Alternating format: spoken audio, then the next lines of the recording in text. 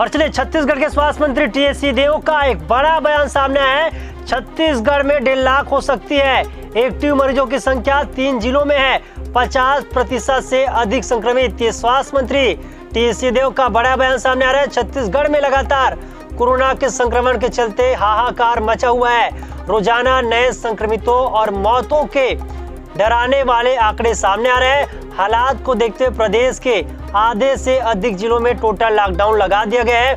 इस बीच कोरोना संक्रमण को लेकर प्रदेश के स्वास्थ्य मंत्री टीएस सिंहदेव का बड़ा बयान सामने आया है।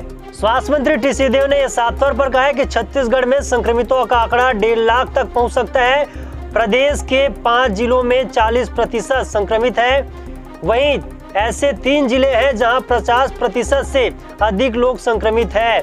मुझे यकीन है कि 98% लोग ठीक होकर वापस लौटेंगे। क्या कुछ कहा मंत्री टीएस सिंहदेव ने, चलिए आपको सुनाते हैं।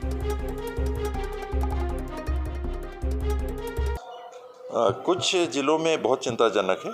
इसमें 5 जिले ऐसे हैं जहां 40 से ज़्यादा प्रतिशत संक्रमित व्यक्ति पाए जा रहे हैं। हर 100 टेस्ट में 40 से ज़्यादा संक्रमित हैं और 3 जिलों में तो 50 से ज़्यादा है।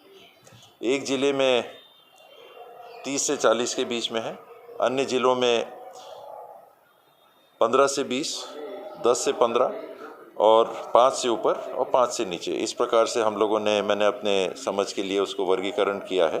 तो जहाँ संक्रमण का दर इतना हाई है, 5 के ऊपर यानी खतरा चालू, गंभीर खतरा 5% अगर आता है तो उसके बाद चालू, क्योंकि वो ग्राफ कभी भी फिर बढ़ते जा सकता है।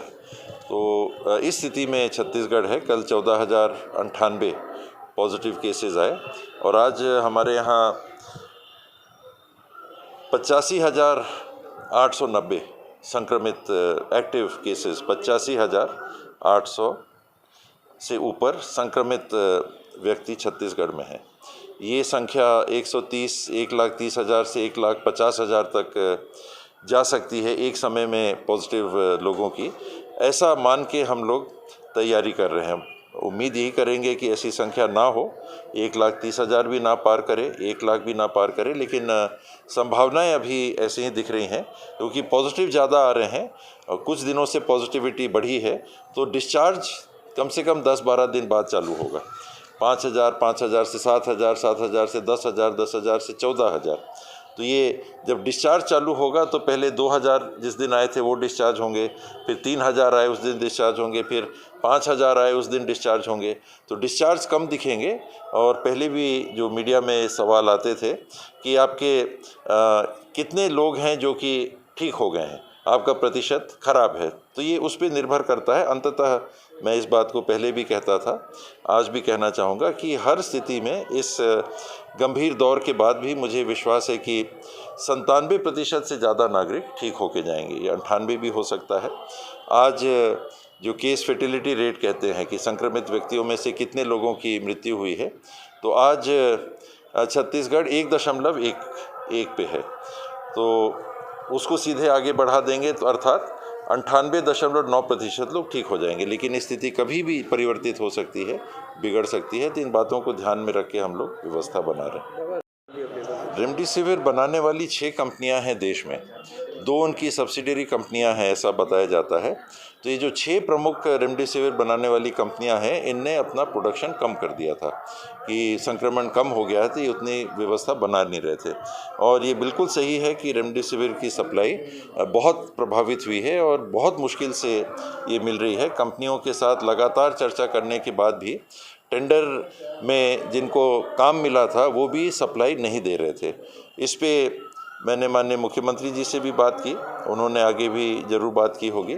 चीफ सेक्रेटरी साहब से बात की कि आप महाराष्ट्र के चीफ सेक्रेटरी साहब से बात करिए, वहाँ रोका जा रहा है। ऐसी जानकारी मिल रही है कि छत्तीसगढ़ के लिए जो कंसाइनमेंट आ रहा है उसको वहीं रोक ले रहे हैं, कहीं नागपुर में रोक ले रहे हैं, कहीं दूसरी जगह रोक ले रहे हैं वहाँ के अधिकारी। ये उचित नहीं है। और विभाग की हमारी जो प्रमुख हैं एडिशनल चीफ सेक्रेटरी मैम, उनसे भी चर्चा हुई थी, तो उन्होंने भी महाराष्ट्र के अपने काउंटर पार्ट से बात किया और दिल्ली के भी अधिकारियों से बात किया। तो उसका ये प्रभाव तो ज़रूर पड़ा है कि कल रात को कंपनी का फ़ोन आया था, कंपनी के प्रतिनिधि का, कि वो आपके यहाँ सप्लाई इत्यादि। तो ये हर तरीके से हम लोग प्रयास कर रहे हैं, राजनीतिक तौर पे, प्रशासनिक तौर पे, कंपनियों के से बातचीत के माध्यम से, कि रेमडेसिविर की सप्लाई पुनः स्थापित हो सके।